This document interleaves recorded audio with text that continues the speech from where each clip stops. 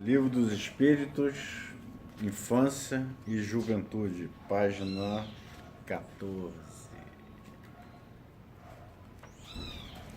Página 14. Tá aqui a imagem.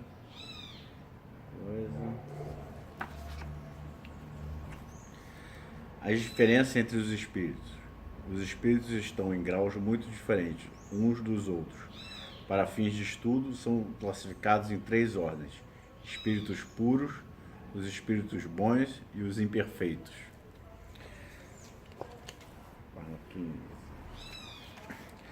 Os espíritos imperfeitos. Os espíritos imperfeitos, mesmo quando não têm mais corpo físico, são muito ligados às coisas da terra e têm todos os sentimentos comuns aos apaixonados pelas coisas materiais. Alguns são maus, orgulhosos, ignorantes e egoístas, mas nem todos são assim. Há os que fazem coisas ruins sem maldade, sem querer, por serem brincalhões. Já alguns adoram fazer travessuras, por não terem estudado ou aprendido as coisas do bem. Os espíritos imperfeitos muitas vezes nem percebem que já não têm um corpo. Agem como se estivessem e agem como se o tivessem e continuam sofrendo. Ficam entre nós fazendo fofocas e nos dando maus conselhos. Eles não conseguem compreender que Deus os ama e que não irão ficar sofrendo para sempre. Os espíritos bons. Os espíritos bons ainda estão ligados às coisas da terra. Alguns têm a ciência, outros a sabedoria e a bondade. Eles ficam felizes ao praticar o bem, como também por ajudar aqueles que necessitam.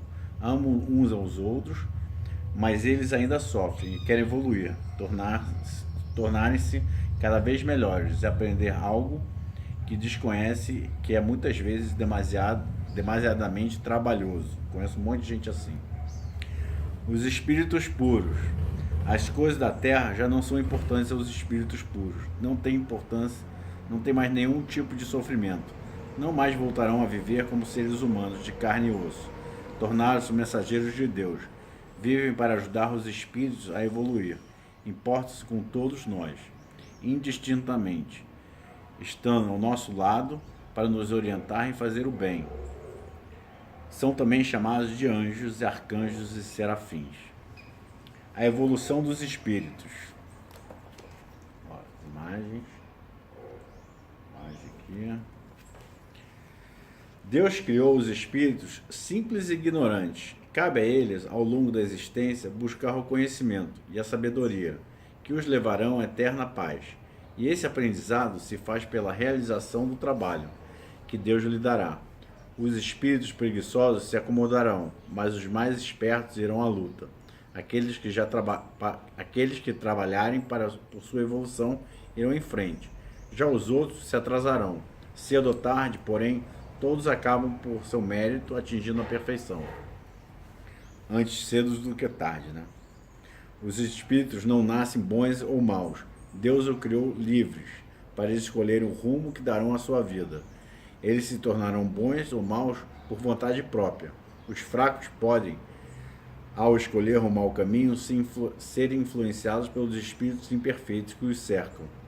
Mas à medida que amadurecerem e comecem a andar com as próprias pernas, ficarão livres dos espíritos que são seus inimigos e os atormentam.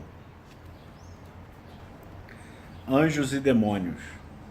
Um anjo nada mais é que um espírito puro. E esse espírito perfeito em bondade e amor não nasceu assim. Teve que cumprir suas tarefas divinas para que pudessem evoluir para essa condição.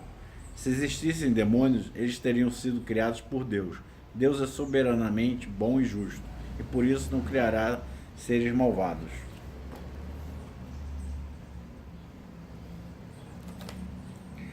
Capítulo 2. A encarnação dos espíritos. Por que encarnamos?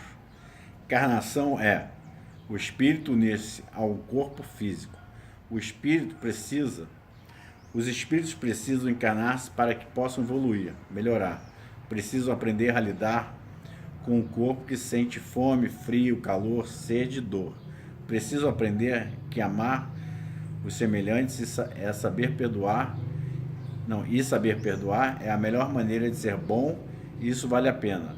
Deus criou o mundo espiritual e o físico. Como poderemos atingir a perfeição se não conhecemos esses dois mundos?